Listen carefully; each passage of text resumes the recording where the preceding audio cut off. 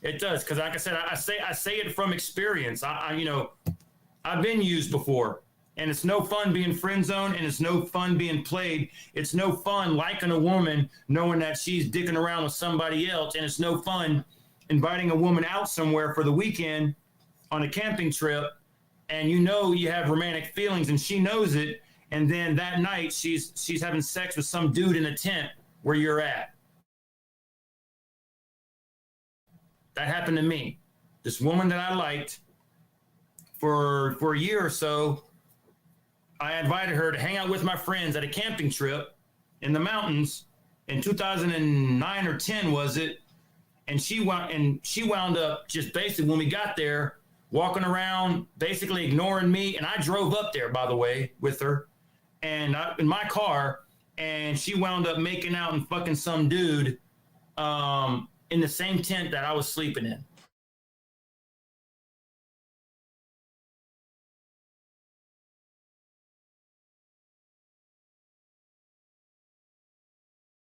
What's up, everybody? It's your boy.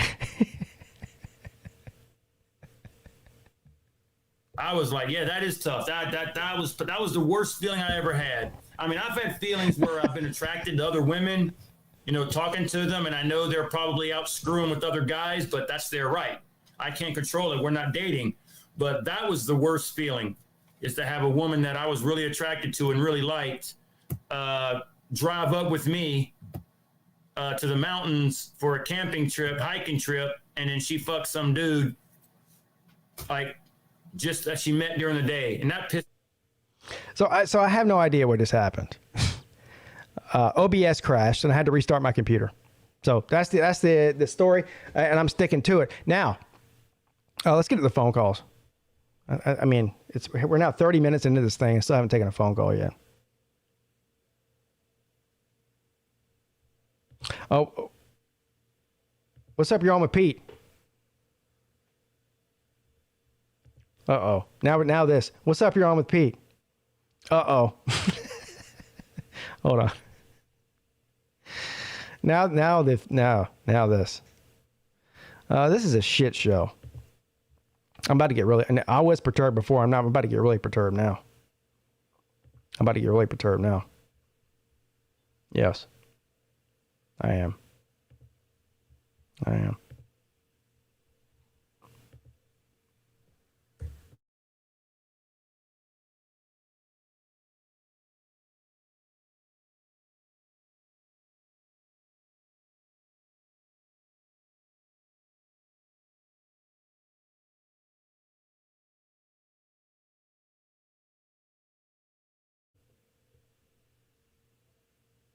What's up? You're on with Pete.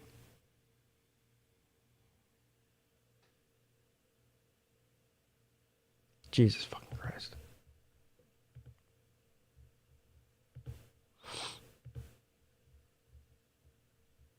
Hello?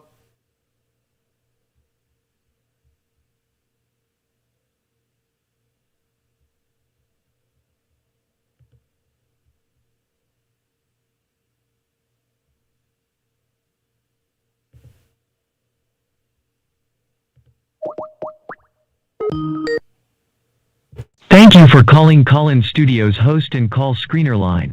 Please enter your show or meeting number and press pound.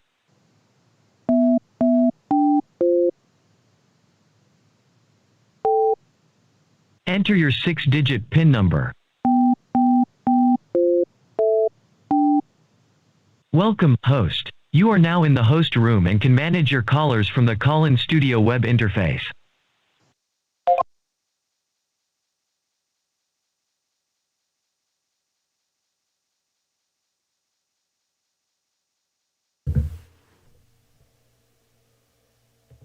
What's up, you're on, Pete? How we doing, Pete? It's Ryan. Pete, you there, buddy? Yeah, I'm here, barely. Physically, yes. Mentally, no. Oh, brother.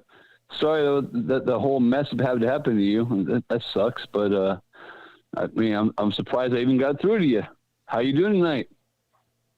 Everybody at the end of the night, make sure to tip your YouTuber like you tip your bartender or you tip your waitress. Because we put in a lot of work over here and a lot of angst. I don't even know how much money I just wasted on the past 30 minutes of having the call-in studio up and not being able to talk to anybody. But how are you doing? I'm doing great, and like Pete said, don't forget to tip your bartenders and your waitresses, folks. Yeah. They matter too. Yeah, I don't know what kind of shit show that was, but I was shocked that I was able to get a hold of you. I was on hold for like 15 minutes. Yeah, sorry about that. Whole clusterfuck. It's not your fault, man. It's OBS. OBS crashed, and then I had to restart the computer, and when I restarted the computer, that fucked up the whole call-in studio thing. So then I had to restart that. And anyway, nobody cares. Nobody cares.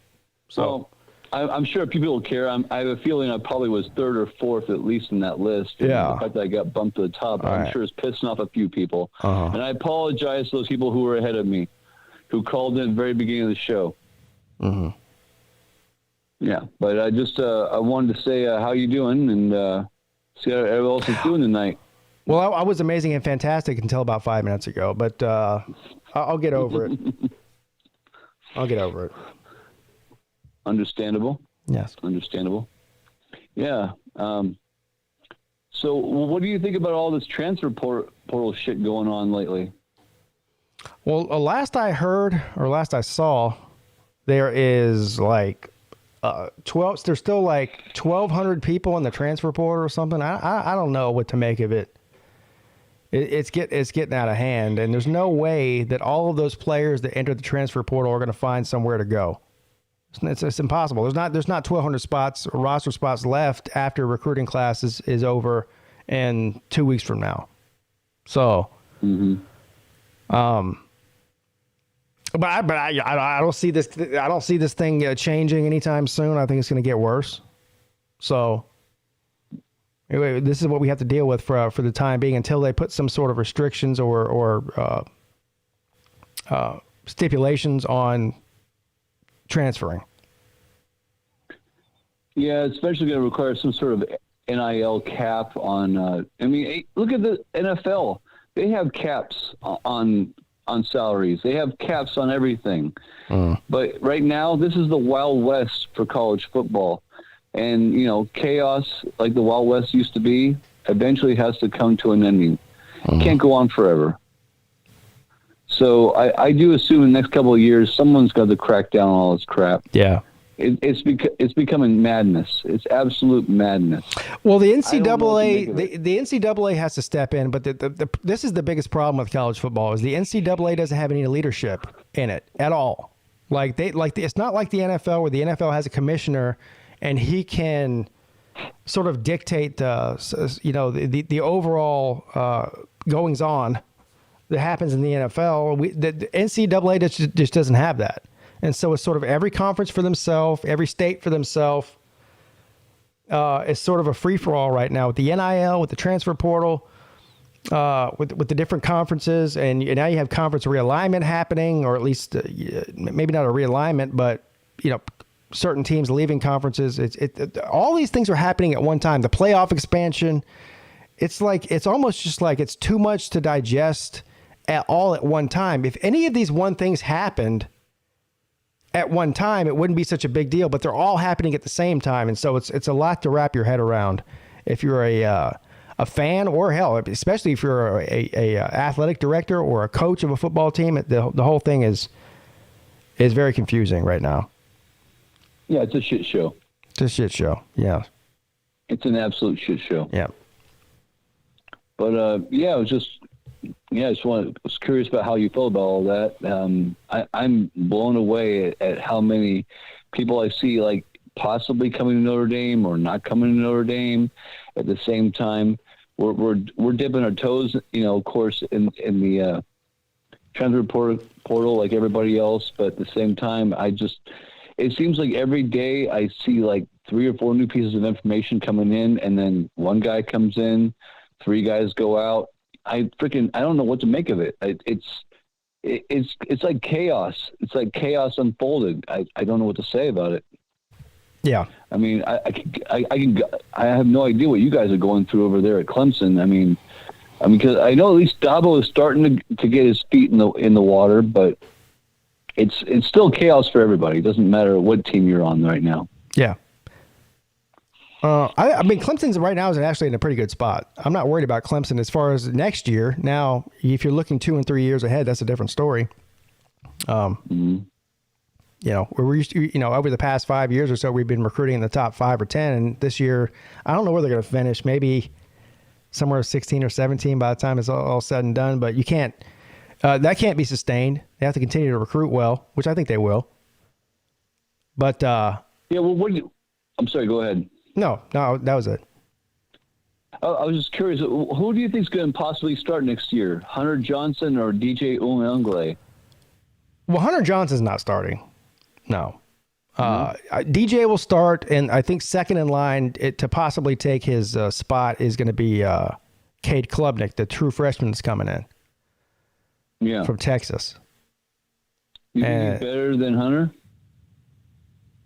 Well, I mean, Hunter Johnson's he's a sixth-year guy. He's you know, he was third or fourth on the depth chart at Clemson when he played there. He started it a couple years at Northwestern. He lost his job twice last season at Northwestern, so he's not like a no. He'll probably be third or fourth on the depth chart at Clemson this year. That's fair. Yeah, that's fair. Yeah, and all right, that's fair enough. I just wanted to get your opinion on that, and.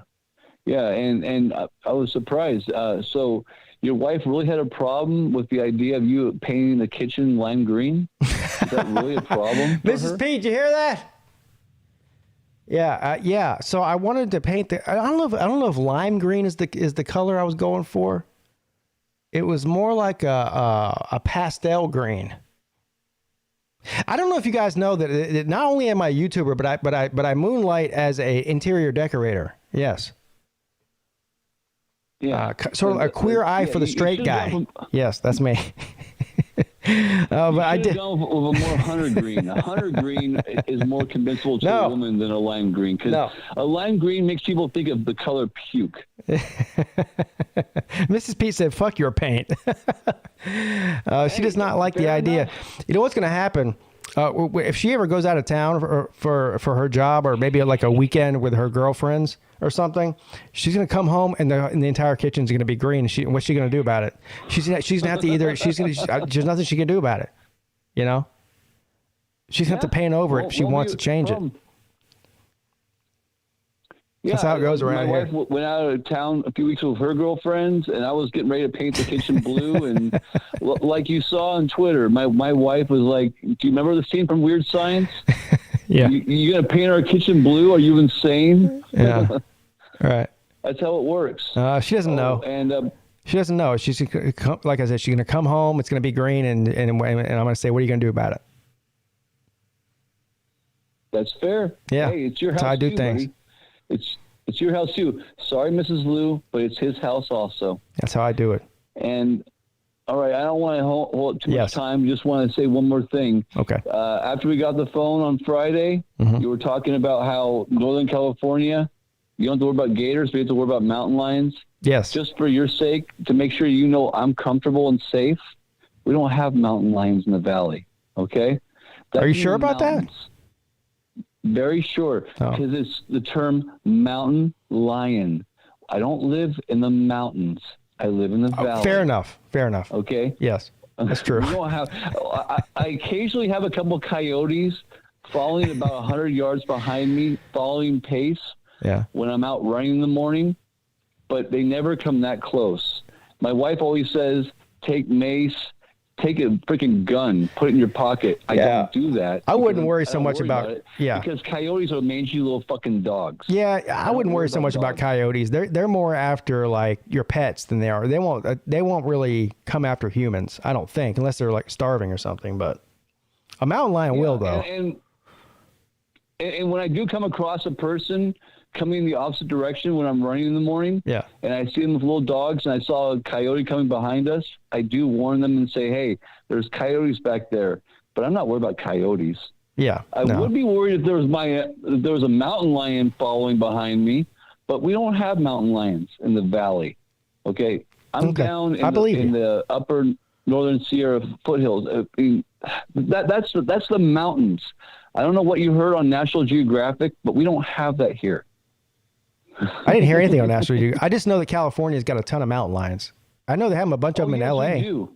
They have a bunch of them in Los Angeles. But you're way north of that.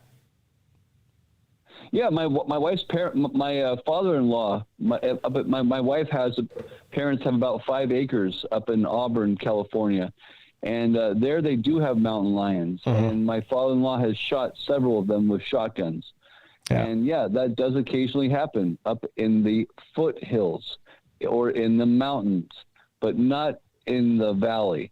Yeah, I believe you. Since the term mountain lion, and I live in the valley. Yeah, not valley lions. I got you. I got you.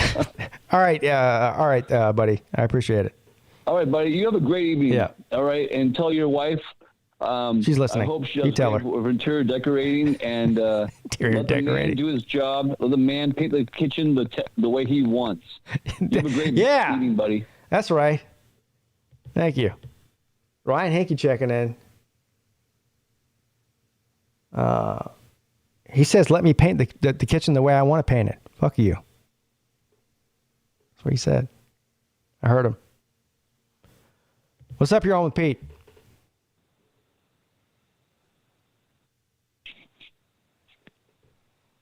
Hello? Hello? Hello? Maybe. Maybe not. Maybe fuck yourself. Hello? Oh, there he is. Okay, I'm waiting. No, you're not. You're not waiting anymore. Yeah, okay, well, okay. I was, but... Maybe. Maybe not.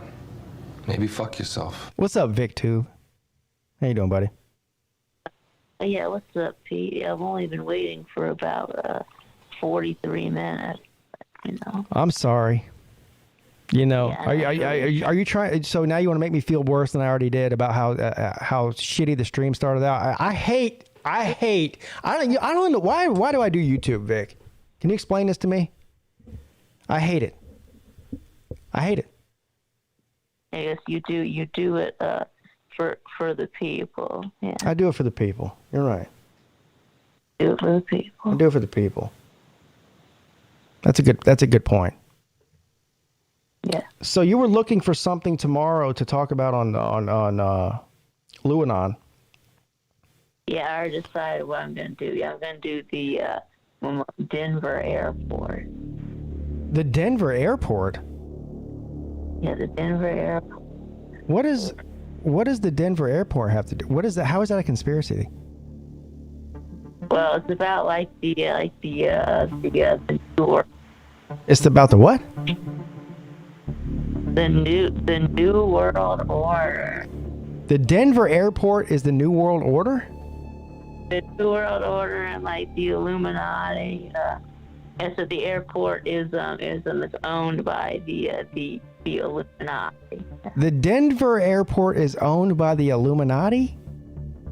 Illuminati are like the Freemasons, you know.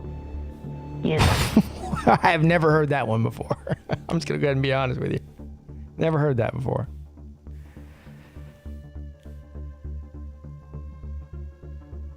Well, I guess I'll just have to tune in tomorrow and figure and hear about this crazy shit that you're talking about. I don't know. Yeah, no, you wanted me to do the Skinwalker Ranch. Yes.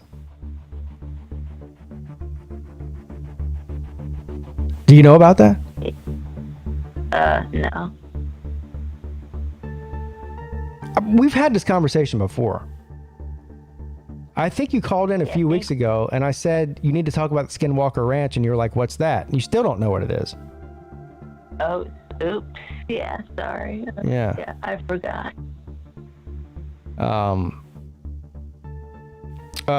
Do you watch Joe Rogan? Or are you one of these people that thinks that Joe Rogan just takes horse pills and is an idiot or something?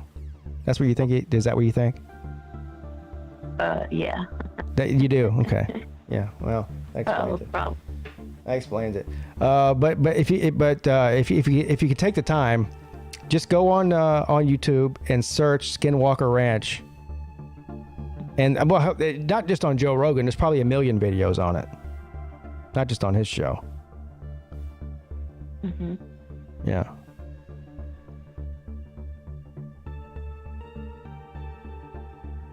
Hmm. Mm. Hmm. Hmm. Right, yeah, maybe I should also do one about the TTC. Yeah. About what? Yeah, about the TTC. The TTC. The trash Yeah, talking about what circle? happened- Yeah, about what happened to the TTC. Yeah.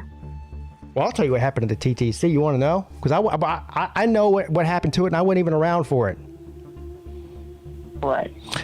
Nobody wants to watch a bunch of 30 and 40 and 50-year-old men acting like they're 13 on the internet. That's what happened to it.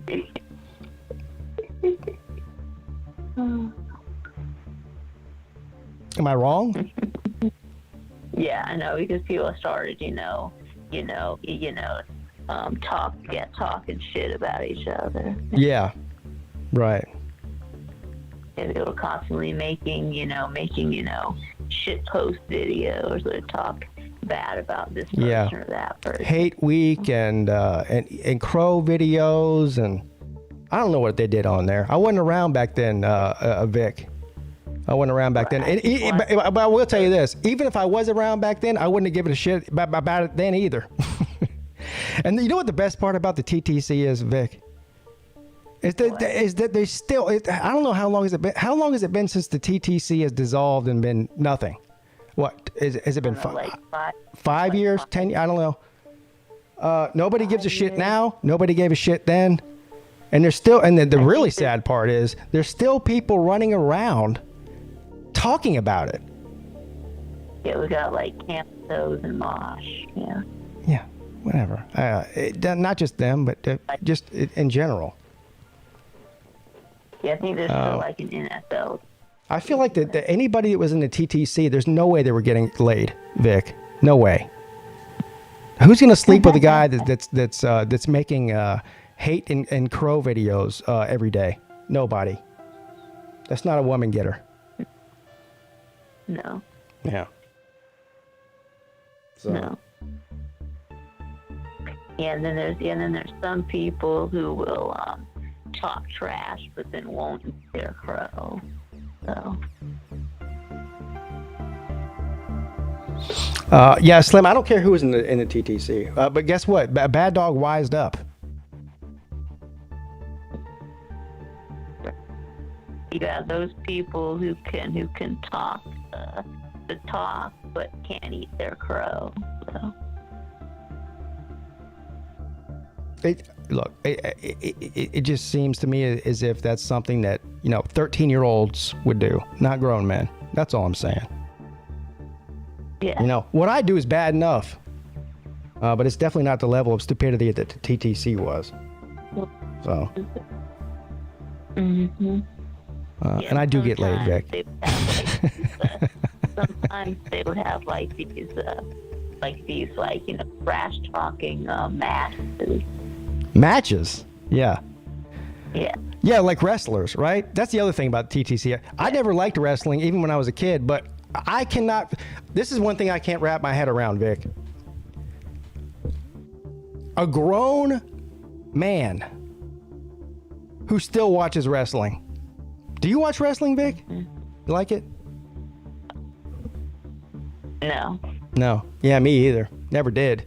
I never understood the appeal of watching a bunch of muscled up, oiled men, hairless men, rolling on the ground with each other.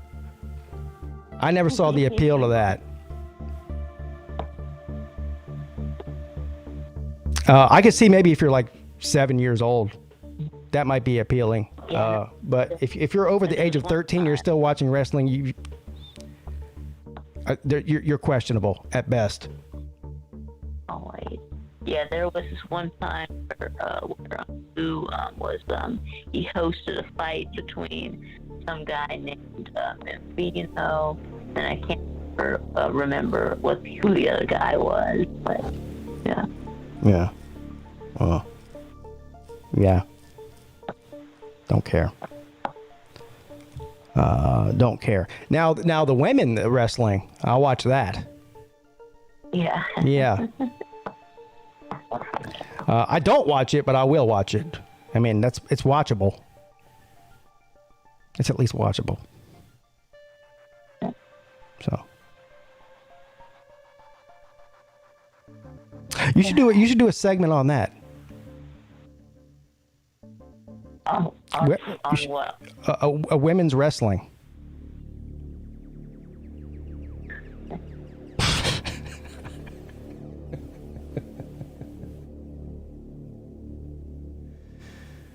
Oh, Lord. Okay. What else you got for me, buddy? This is going way off the rails. Yeah. About it. Huh? Yeah. Nothing. Yeah. That's about it. Okay. Oh, you know what? I did want to say. Now that you reminded me of this because when's the last time you did a rolling and talking with Vic segment on YouTube? I don't know. Well, since it started, getting cold, I haven't been, doing them. So. Yeah, I don't blame you. Yeah, that's good. That's a good reason not to. Yeah. But you know what came across my YouTube notifications today? What? Ballard Sports Media. Is Ballard in here? Ballard Sports Media is now doing a segment called Walking in the Park. No, what is it called? I don't even know what it's called. Walking, is that what it's called? Walking in the Park with Ballard. Mm-hmm. Now, I might have to play one of these videos. I'm going to. I clicked on, I go, what is this here? I know the walking and talking phenomenon took off like a rocket. But Ballard's late to the party. But that's not even the point. I support Ballard's walking in the park and talking. I'm sure it's great. But you got to. This guy's going to hurt himself. The video is 5 minutes long. 2 minutes into it, he sounds like he's about to have a heart attack. Have you seen this? No, I haven't. This is what he sounds like. He's like, Alabama and Georgia. Look, dude, bro, get in shape before you start doing walking and talking videos. You can't go 5 minutes of walking without sounding like he's about to pass out. I got uncomfortable watching. I had to turn it off. I didn't even make the 5 minutes. I had to turn it off. Yeah, running and talking. Yeah. Yeah, you remember when C-Dog made that running and talking? Yeah. Poor Ballard. Yeah. He might need to hit the treadmill, and then, once he gets himself into a little bit better shape, then he can do walking and talking. And the other thing about Ballard, he has this show called the Pigskin Show. Is that what it's called? The Pigskin Show. What is it? Two-man pigskin. Two-man pigskin. Who's the second man? Ugbo. What? Who's the second man? Who? Ugga Boy. Ugga Boy. Ugga Boy. Okay. All right. I'm sure that's a great show too. Sure, and I guess C-Dog made on the ACC show. Yeah, C-Dog made an appearance yesterday on the ACC show. He was about as a good of shape as Ballard was. He's in a bomb shelter. Yep, right. Bomb shelter, yeah. Oh, poor C-Dog. Poor C-Dog. He took 14 L's. How many games did Georgia Tech lose? They lost. They were 3-9. 3-9. So he took 9 losses from Georgia Tech and 14 losses from Georgia That is 20.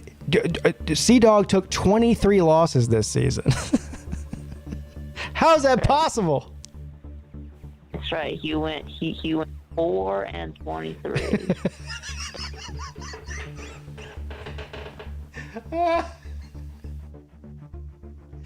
4-23.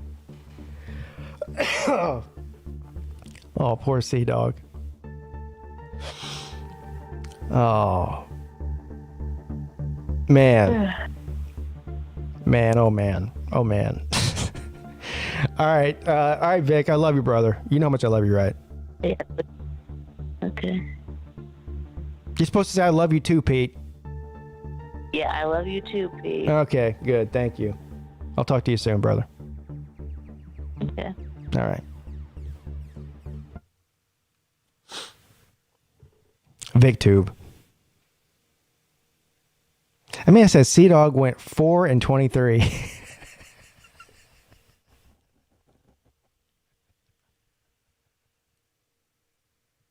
Dying, right? Oh my God! Oh my God! Oh my God! I'm in my underwear, and Tennessee hit a grand slam walk-off home run. Oh God! Thank you, Battle Angel, for the super chat. She says, hashtag professional. Yes, no. There's no professionals over here. Obviously, this is amateur hour. As long as I'm at the helm. What's up? You're on with Pete. Well, I had something to talk about, but listening to that conversation, I lost every semblance of a thought in my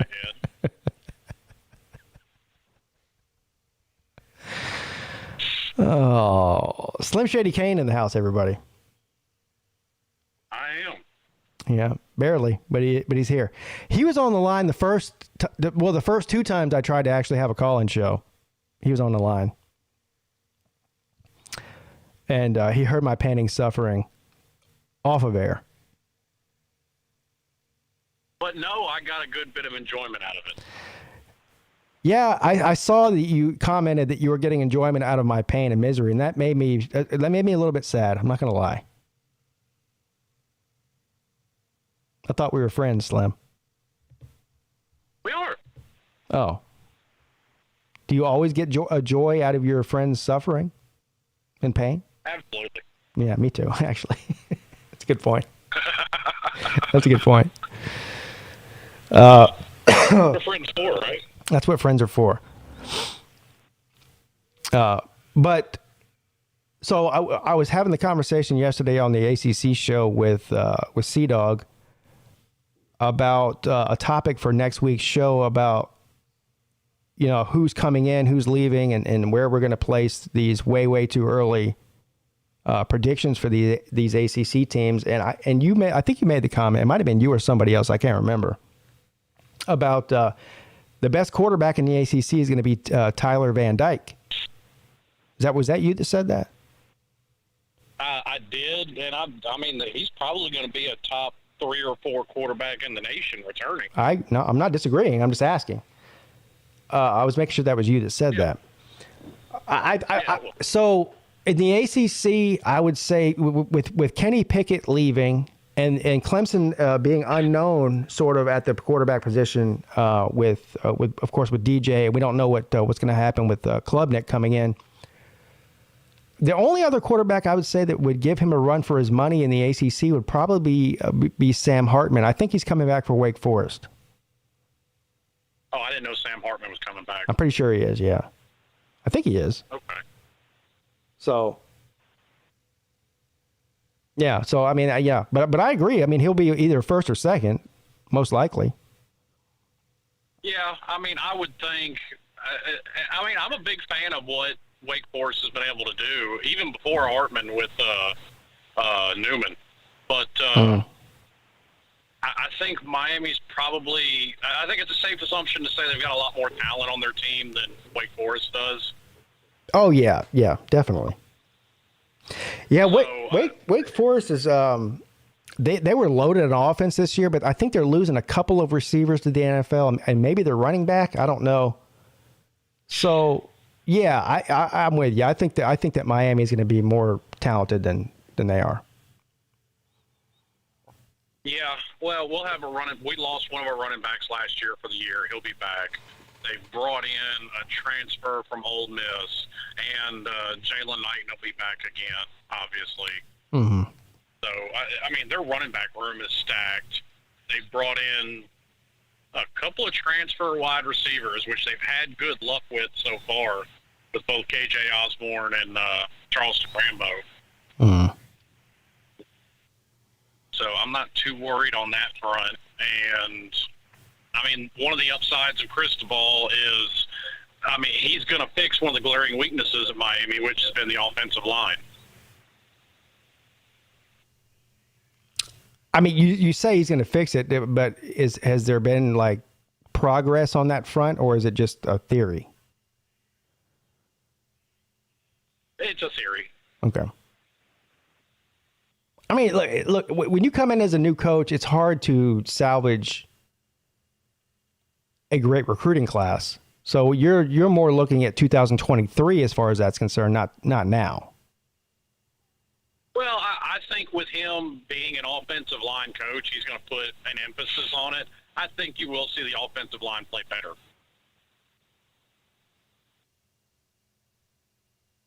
I mean, I don't doubt that. I'm not expecting to have some elite offensive line or anything, but it's going to be better than what we've seen out of Miami, honestly, going back to when Brad Kaya was there. They've had problems with the O-line. Yeah.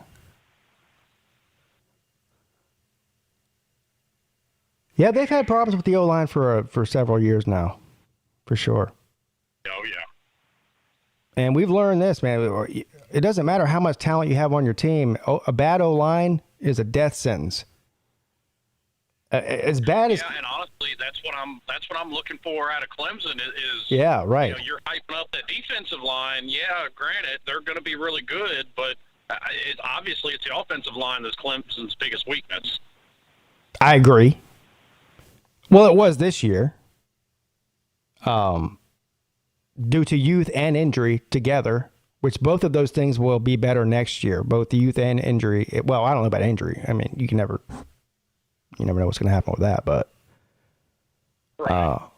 they'll be better. They'll be better next year. I'm not expecting Miami to like some of these Miami fans are already losing their minds, like Miami fans normally tend to do. I do think Cristobal is an upgrade. I don't think he's some kind of savior, but I don't think, like what you normally see with a new coaching staff, you have a worse record than you did the year before.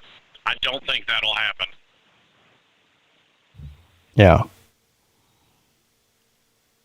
Realistically, just what I know of the schedule so far, I'm assuming we're going to lose to A&M. I'm assuming we're going to lose to Clemson. And I'm assuming we're going to drop another game somewhere, probably in the division. When's the A&M game? Game 2. Ooh, yeah, you're losing that one. And of course, it's hard to project at all, especially that far out. But I would say if the game with A&M was later in the season, it might be a better chance to win than if it was earlier in the season. But new coach, I think you're going to get your ass handed to you by A&M probably. The Clemson game, that's in Clemson, isn't it? I think it is. I don't know. I'm assuming we would lose it either way. Yeah, I'm pretty sure it's in Clemson.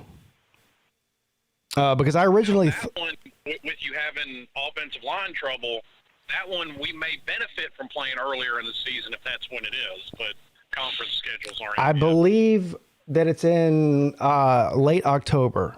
I think Clemson plays Miami, and then they go on the road after Miami and play Notre Dame, and Notre Dame's in early November. So I don't know. I don't know the exact. I could probably pull the schedule up, but I think the Miami game's in October at some point, because we were talking about this. I was talking about that with Morgan Thomas last Wednesday when he came on the show, and I was like, why would Clemson be playing Miami? But Clemson only plays Miami like every 5 or 6 years or whatever it is, and they just played them last year.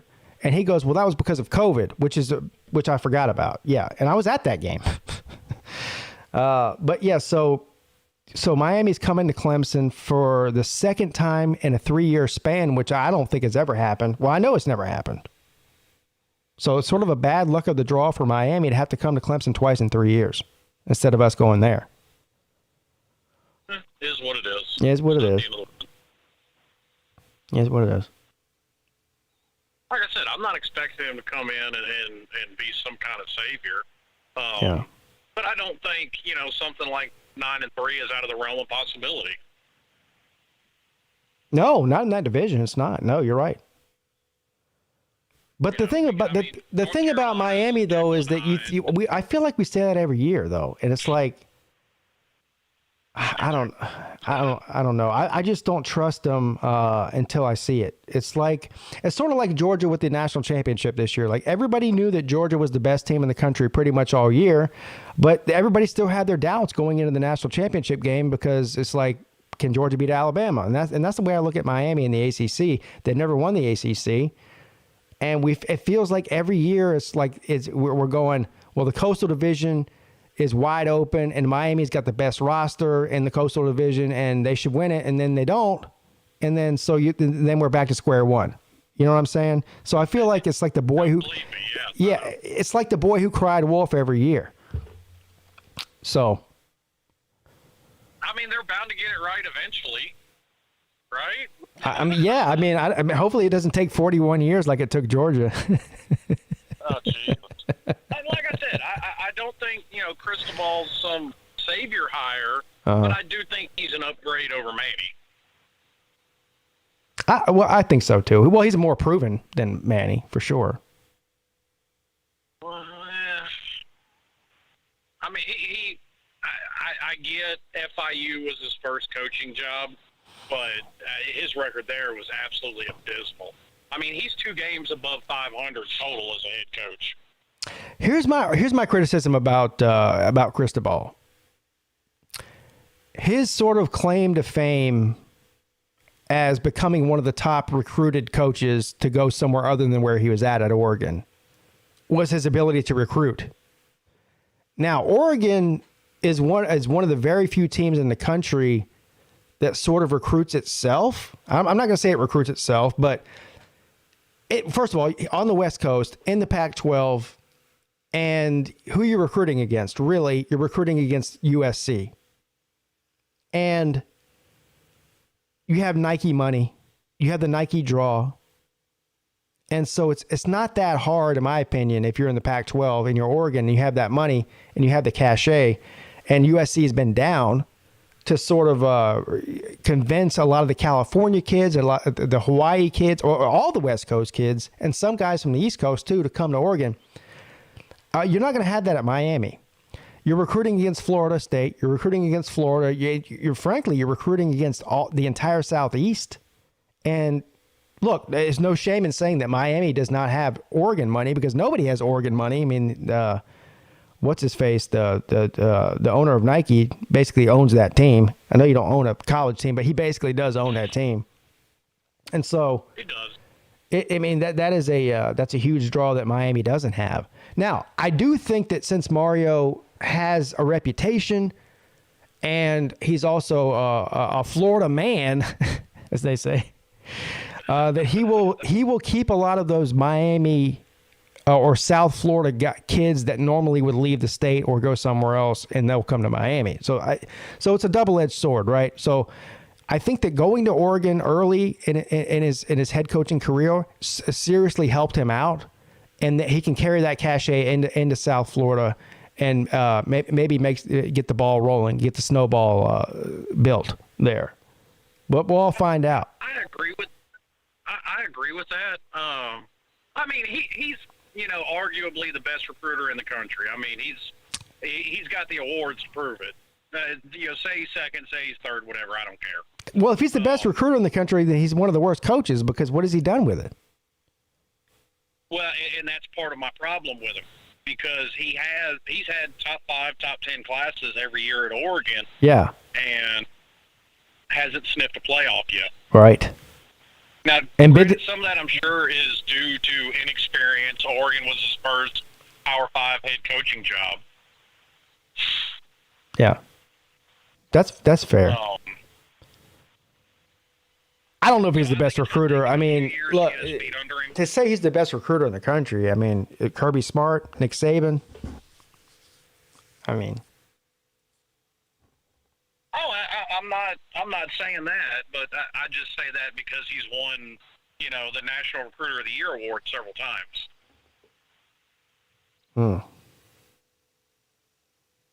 And like you said, though, I do think he will keep a lot. And some of that's seen already, though. I mean, he's already jumped Miami's class from like 67 to 36 since he's been there. And he's got 2 5-stars that he's already got Miami down in his top 3.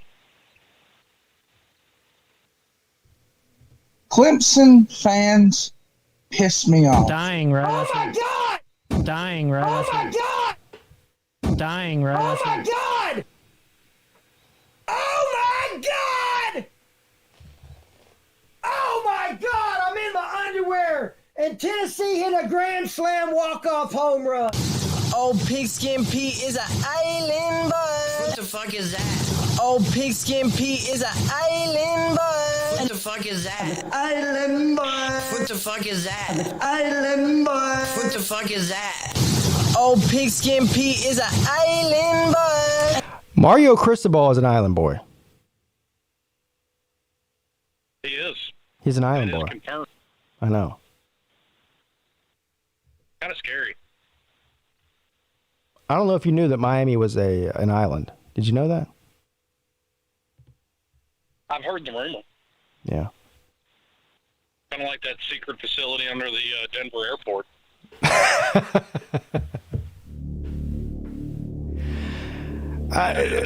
What is up with Vic too? With I don't know why. You know what? Never mind. I'm not gonna pick on him. I was about to say something, but I'm not gonna pick on him. I mean, We have to pick on everybody equally. there's a million conspiracy theories out there, and he's talking about the Denver airport is the Illuminati. I have never heard that one before.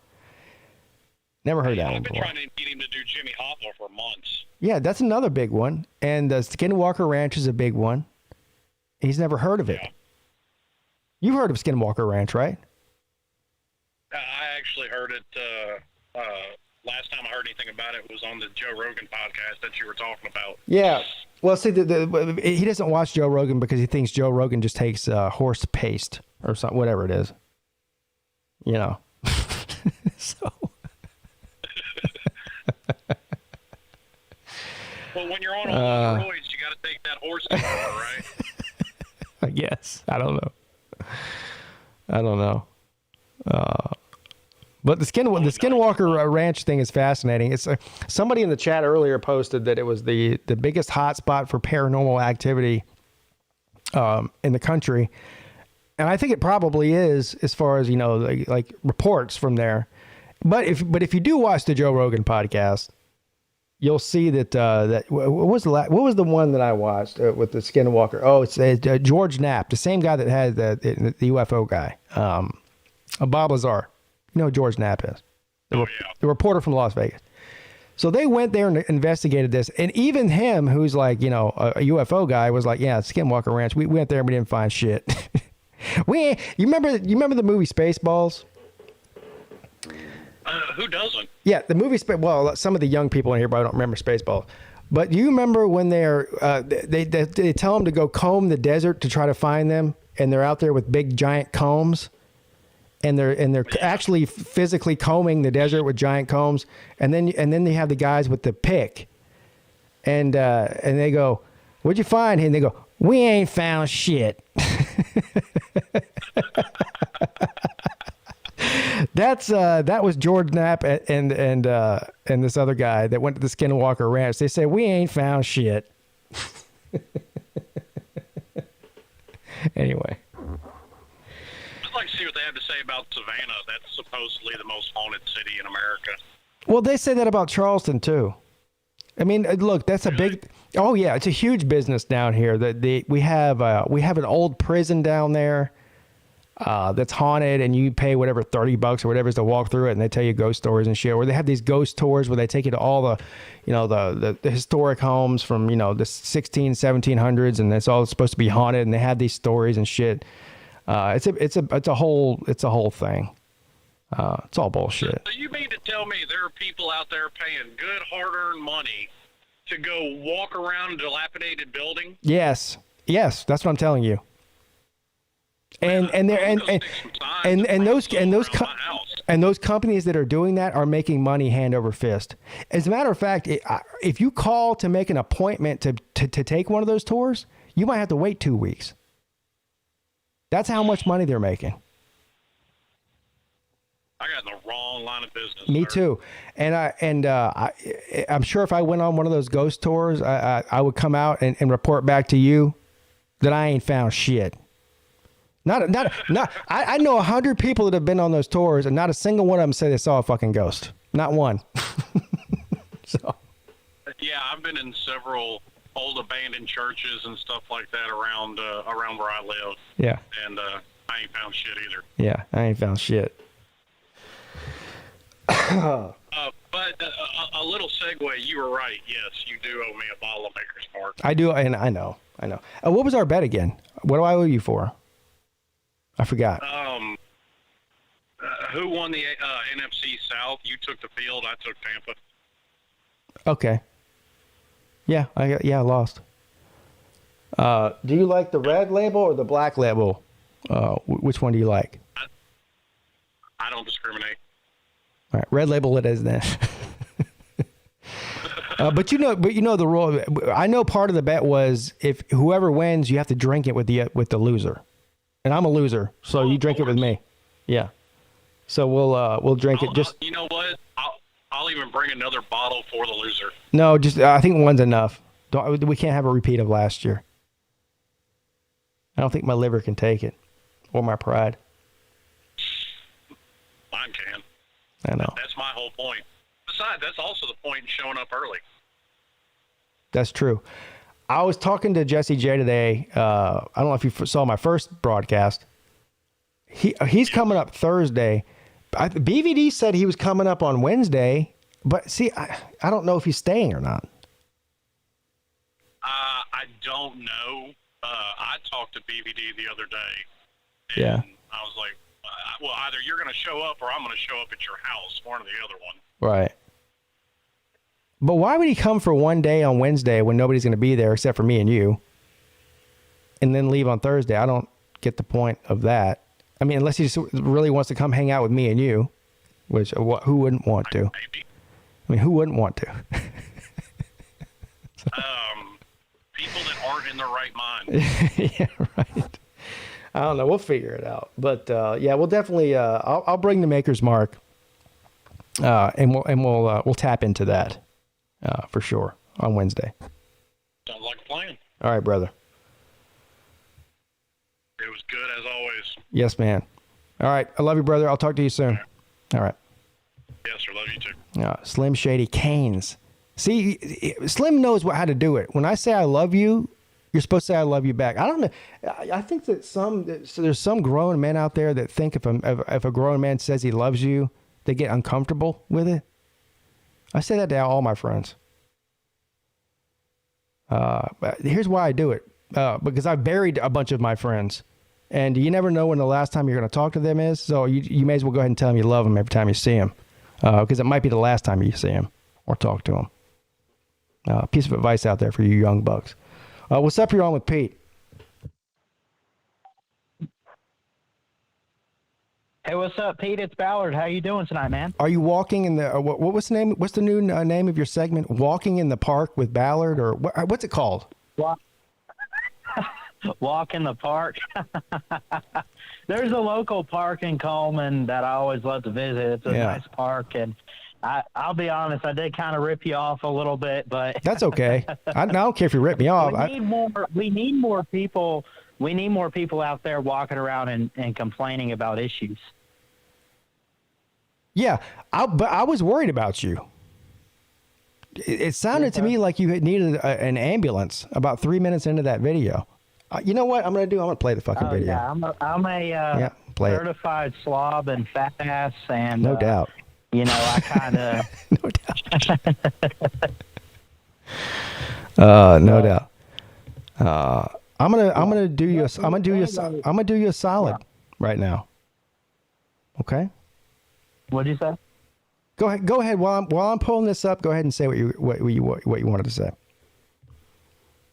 Oh, I was going to ask you with how Texas A&M was recruiting last year, or not last year, but really go back last month in the early signing period, and they still got quite a few really good commits. And then you look at Jimbo beating Alabama last year. I mean, do you think that they're on a right track to maybe Jimbo could probably win a national title with this program like he did Florida State? Who? Jimbo Fisher and A&M.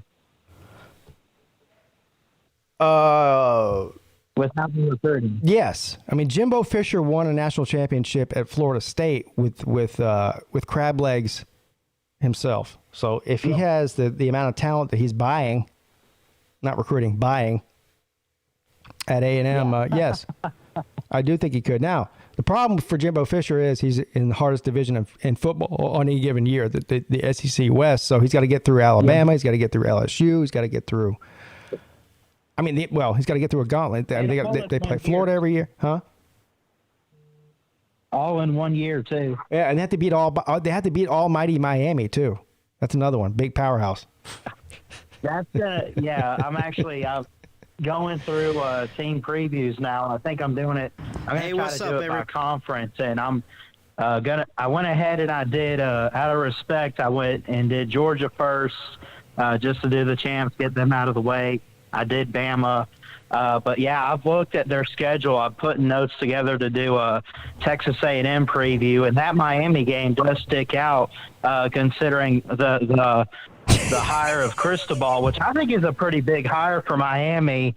You know, I don't think Manny Diaz was necessarily a bad coach, but it was consistent, but not in a good way. Like he wasn't doing anything at Miami to continue building the program and pushing forward with them, if you get what I'm saying. Yeah.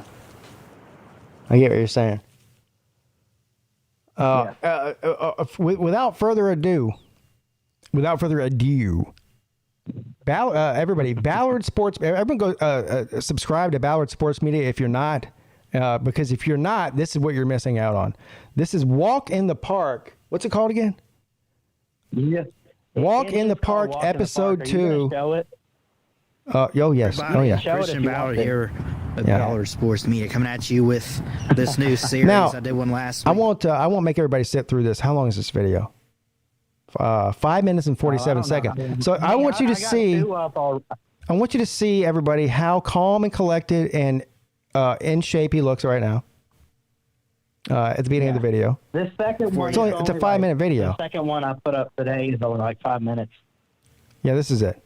We're gonna go ahead and we'll listen to about 10 or 15 seconds at the beginning of this, and then we'll fast forward a little bit. Been a couple days. All right, cool. Since I've been out here. Love this park that I go to. This is Walk in the Park. We talk sports or whatever. I really just made this to get stuff off my mind. Also, shout out to PigskinPeete with his walk and talk videos. Yes, thank you. All right, now we're going to fast forward. This was 22 seconds in to your 5 minute and 47 second video. We're going to fast forward this thing all the way up till about 4 minutes and listen to Ballard here.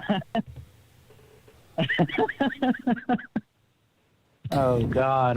See, that's why all these players at Alabama that are transferring now. Because why would you transfer halfway through the season with unfinished business? You know. It doesn't make any sense. I'm not laughing at you, Ballard. I'm laughing with you. Okay. Hires and everything. I'm going to be honest. I'm going to have to go back and hear it because I can't hear the video audio through the phone. Let's just look at the. I don't even remember what all I was saying. Let's just look at the look on your face. Look. This is where is this? 8 seconds in. Look how happy he looks. Look, and then look. I'm high on the hole. And then look, 4 minutes in, Just head it looks like he needs an ambulance. Better transfer, or Now transfer looks now. like I'm tired out. Because why would you transfer halfway through the season with unfinished business? I don't know You know? what's making me laugh. I guess it's probably you laughing, It Pete. doesn't make any sense. And of course, with new coaching hires and everything, you got staff turnover.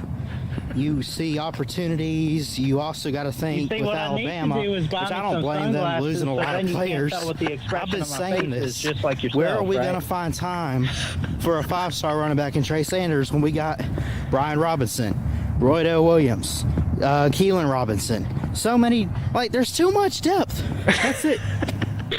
There's no other way around it. You cannot expect us to keep all these players. They have to transfer out at some point. That's a fact that's given. But anyway, y'all let me know how you feel about the transfer portal. Is it negatively impacting college? Ballard, just be honest with me. First of all, I think the video was good. Okay, so I'm not shitting on the video. I think the video was good. You everything you said in the video was, right on point, and I thought it was a bunch of good points. But did you end this video after 5 minutes because you were about to pass out? Be honest. Yes and no. I mean, yes, I was going to have to catch my breath, but also I did have to get going and head to work. But for the most part, yeah, man, health is important, and it was only 5 minutes because I'm a fat ass and I was out of shape and out of breath. Yeah. Well, here's what I will say. I'll tell you. Slim Shady put a super chat. He said Ballard looking like he's smuggling yeast rolls under there. Dying, right? Oh my God! I got to give props to Slim there. Oh my God! Oh my God! I'm in my underwear, and Tennessee hit a grand slam walk-off home run. I encourage you to continue doing the walk in the park videos. Hell yeah, man! Yes. You keep doing your walk and talk. That's pretty cool. Can I ask what made you start that? Was it just one of those, like, this will be fun kind of thing, or? Well, I was already walking, and so I figured, why not put a camera on myself and talk at the same time and multitask? That's all it was. I mean, I used to just walk and didn't talk to anybody, So now I'm walking and talking. Yeah, that's awesome. Yeah. Yep. Yeah. So I encourage everybody to walk and talk, or at least walk. You don't have to talk, but. Yeah. What if I told you right now I'm pacing around my house while I'm talking to you? I believe you. You sound out of breath right now. Yeah, man. All right, buddy. Ballard. Yeah. I love you. Hey, man. Oh, Have a good one. what's the name? What's the name of your? Well, you're doing a pigskin show too. The pigskin. What's it called? Yeah, I got one. It's been a little while since we did it. It's been a couple weeks. We got to get back to it. Yeah. But myself and then my friend Brian Uggo Boy, I'm sure you've heard the name, but it's called Two-Man Pigskin. Two-Man Pigskin. Yes. Yeah, need to get in touch with him. He's been through a lot lately, so he's kind of, not to give out personal stuff, but we talk on a regular basis, and he's just had a lot going on. But hopefully, we can get back to doing the show soon. Yeah. When I heard that you did a show called Two-Man Pigskin, I was like, why would Ballard call himself Two-Man? That's being demeaning to yourself. You didn't think I could get a show host? No, of course I didn't think that. Yeah. Of course I didn't think that. All right, Ballard. I love you, brother. Thanks, buddy. Love y'all. Y'all subscribe to PigskinPeete. He's a good man. And roll Tide. Yeah. You see how he didn't tell me he loved me too? He said I love y'all. This is an experiment. Tell all the men I love them and see if they say it back. Only one person has done it so far, and that's Slim Shady Kansas. What's up? You're on with Pete. Hey, how you doing? How you doing? Tiger Baskins, how are you doing? How you doing? Oh, Tiger Baskins not on. Okay, No. Good. So Ballard is starting another show. Yeah, the Two-Man Pigskin. What do you say it Another was? show that I don't know. and I like Ballard, but another show that no one's going to watch and that isn't going to be around 3 months from now. But you know the thing about Ugga Boy? What about him? You know what he thought UGA stood for, right? No. UGA stands for the University of Georgia. Yeah, I know what it stands for. Every college has a 3-team abbreviation. ESPN started this back in the day for their bottom line stuff. He thought UGA stood for University of Georgia Athletics. Is that true? Yeah, it's true. 100% true. It's on video from back in the day. He's a complete idiot, Ugga Boy. Brain dead. Now, Dabo Swinney, I see Dabo Swinney has gone back on his word yet again. Oh, yeah? How'd that happen? The transfer portal. He went back on his word by going into the transfer portal? Count? Yeah, he said he was never going to use the transfer portal. When did he say that? Yeah, I would like for you to go ahead and supply the evidence that he said that, because it didn't happen. Oh, he's been said that a bunch of times. No, he hasn't. You know, the transfer portal is ruining college football. I'm not using the transfer portal. Did you read that on a chat group, a Georgia chat group on Facebook or something? Where'd you read that? He never said that. No. He's been said this. No, he didn't. It's known knowledge, sir. It's just known information. So, but does this count though? Since he went in the transfer portal, it doesn't count. But he got someone that was originally hashtag all in. No, it doesn't count. I'm not counting it. Exactly. I'm not counting it. But he never said he wasn't going into the transfer portal. Literally never said that. Okay, good. Good. And have we figured out yet why BVD hates Allison? I haven't asked him, and I probably won't. He says Chess Hall should leave Allison. Like, I don't understand why. I haven't heard that. Kick her to the curb, he said. That what he said? He should kick her to the curb. Yeah. I don't know. Any why would that doesn't make any sense. But he says Chess only keeps her around for a meal ticket. Is that true? The amount of information I know about Chess and his girlfriend could fit into a thimble or a thimble inside of a thimble that's inside of a thimble. So I wouldn't know. And honestly, I really don't give a fuck. Well, yeah, me too. But it was weird when I got a text message from BVD that says, Chess should kick Allison to the curb. He's just using her for a meal ticket. It was weird. Yeah. But you don't know anything about that? I don't know anything about it, no. Okay. Great show as usual. Thank you. All right, buddy. Thank you. Talk to you soon. All right. Uncle Luke came on. I don't know how much of what he said was a lie, but there's one thing I do know that he said that was a lie. Was that Dabo Swinney said he'll never use the transfer portal, which is a complete and total lie, or maybe just misinformation. Like I said, maybe he was on a Georgia chat group on Facebook or something and read that, and thought it was true. A lot of misinformation, fake news out there going on, not just in the college football world, but in the real world. And I don't know if he got caught up in the fake news or not, but not true. Not true at all. So, what's up? You're on with Pete.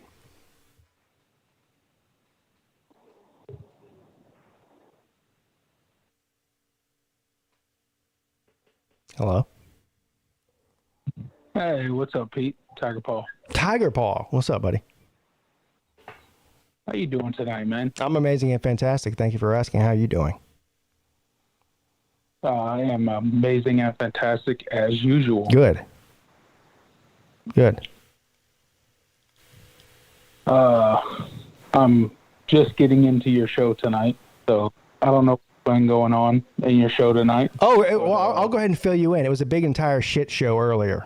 It was unwatchable. Well, look, most of my shows are unwatchable to begin with, but this one was actually really unwatchable because you couldn't watch it or hear it. So I finally got that worked out, and here we are. What happened in your show earlier? I wasn't here. So. Well, I would tell you, except that it probably will piss me off again, and I don't want to get pissed off again because I'm in a good mood now. So. Okay.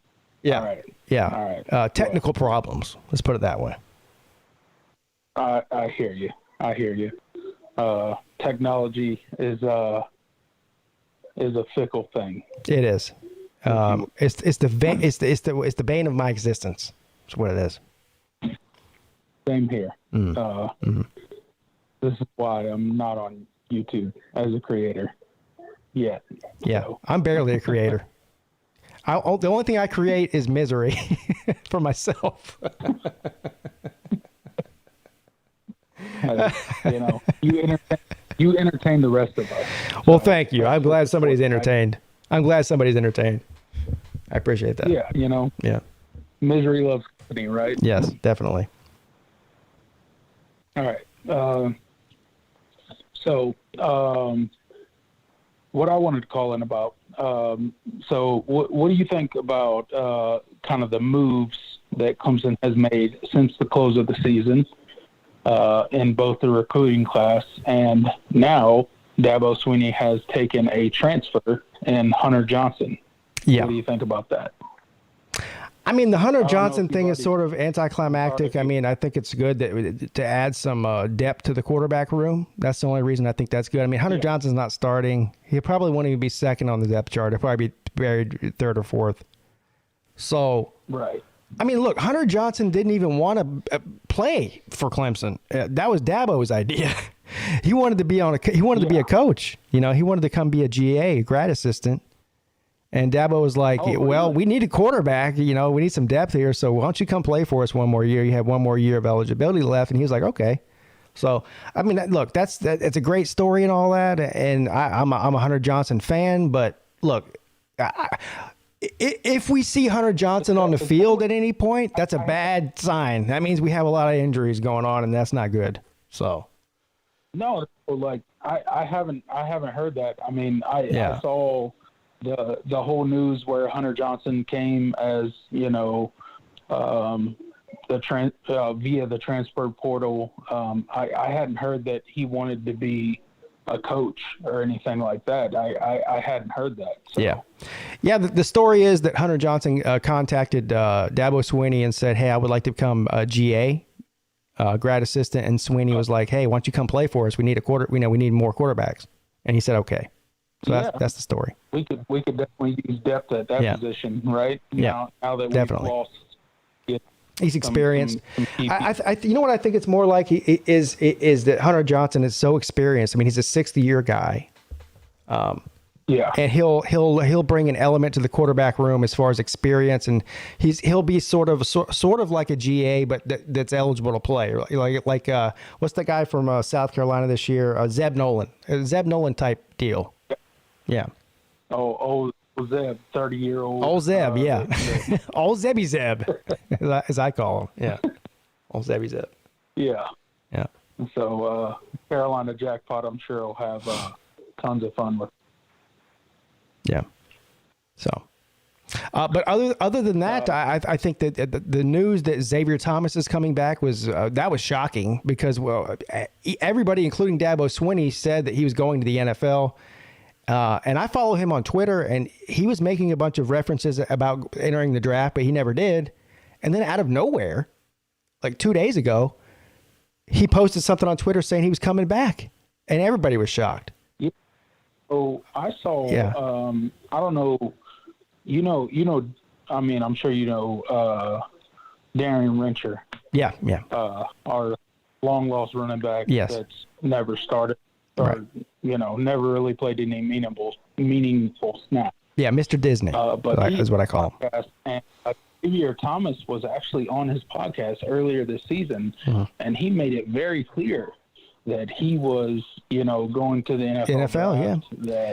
That that was his plan. And so I was honestly surprised to see him come back. I feel like it's do you remember in 2008? Well, I'm sure you do. But you remember after the 2017 season when Clemson lost to Alabama, and then you had those 3 guys on the defensive line. They were all eligible for the draft, and we're all going to be high draft picks.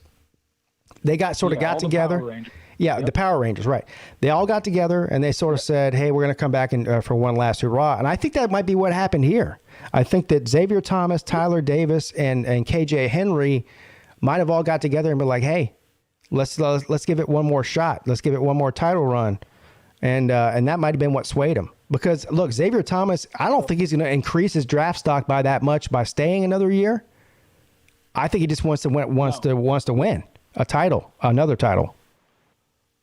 Yeah, I know. And here's the thing is I think, maybe your casual college football fan is thinking that, Clemson's defense may fall off with Brent Venables going to Oklahoma, which that would be, I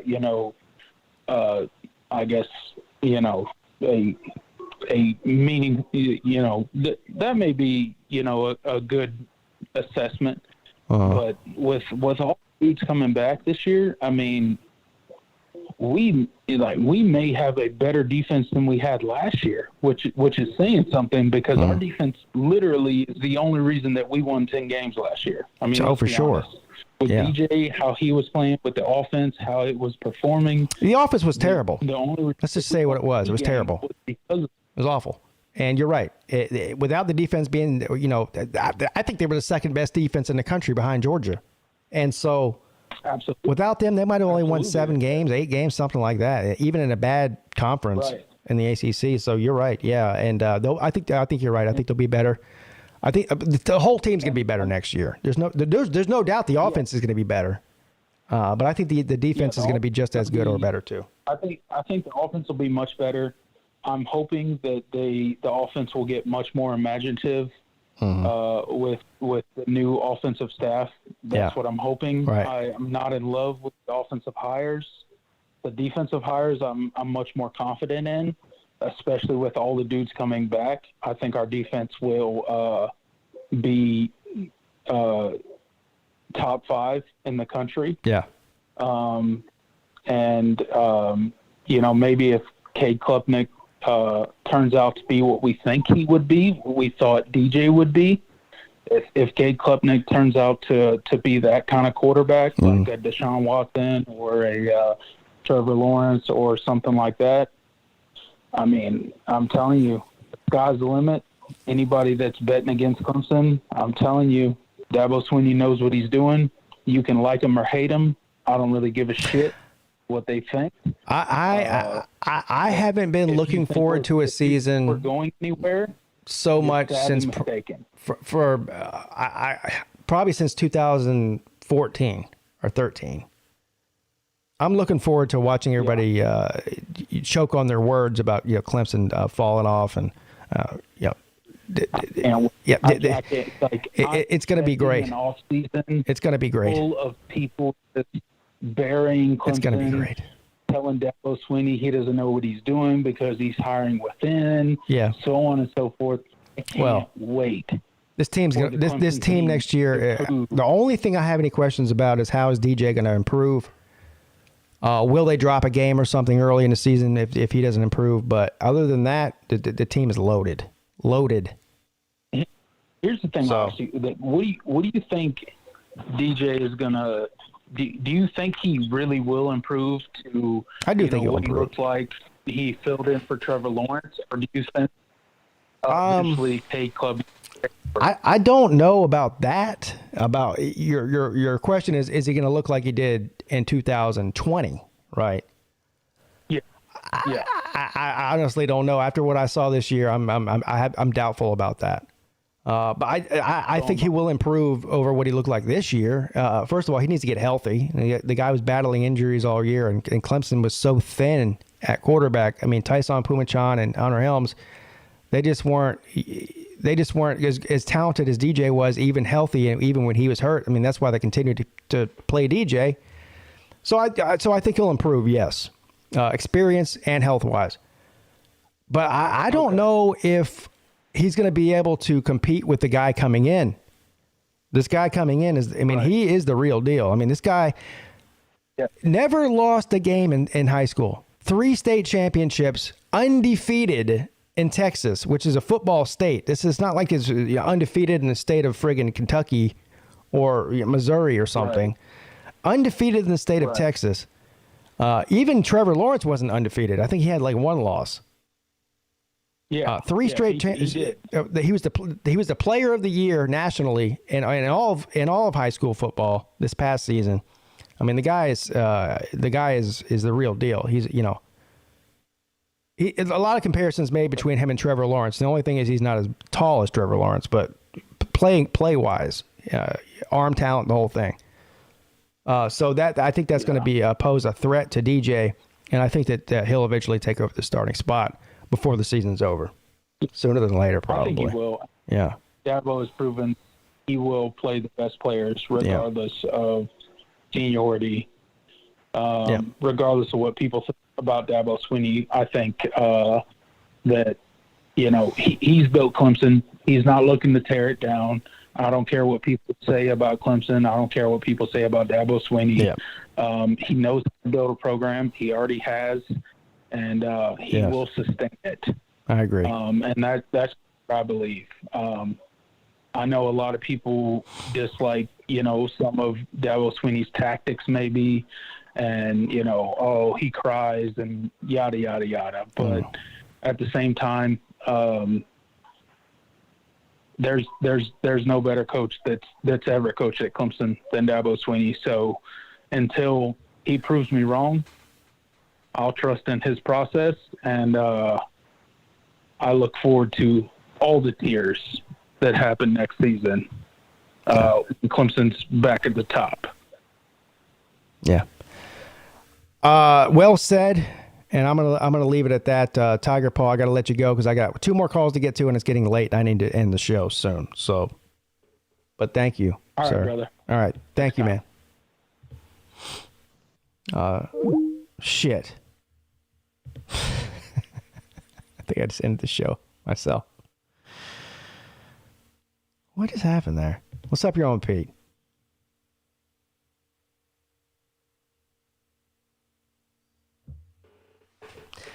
I did it to myself again, yet again. That's the sign. I'm sorry to the guys that were on hold. I just can't. I can't do this again. I can't continue to. I can't. I just can't do it. So there was 2 people on hold. I apologize. I really do. But I can't be trusted to run a call-in show clearly without fucking it up somehow. I didn't mean to do that. All right. Yeah, I'm sorry, Nate. Nate was on hold. Nate, I love you, brother. Sorry. And so was Edward. And Edward was on. I feel really bad for Ed. Edward was on hold for like an hour and a half. So I really feel bad about that. But it's late, and your boy's got to get his beauty sleep. So I got a big day tomorrow. All right. Listen, everybody that showed up tonight, I apologize severely for the technical difficulties for the first stream. I think there's 2 streams that happened. I don't know if it all came into one. I think there was 2 streams that happened. But OBS crashed on the first stream. I had to restart the whole thing, and then I had to restart the call-in studio. And look, it's a miracle. I'm telling you, people don't realize it is a miracle that I could put on a show at all. So every show you guys should be thankful for because they're all miracles. They're all miracles. All right. Clemson fans piss me off. Okay, listen. I love all of you.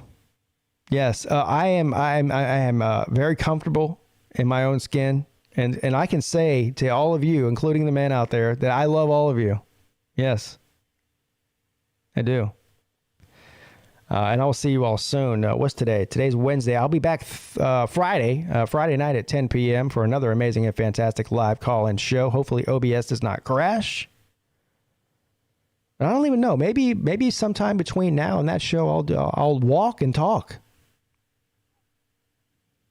Maybe. We'll see. Thank you, Neo. See, I'll thank all of you. SO says he loves me. Neo says he loves me. Nate says he loves me.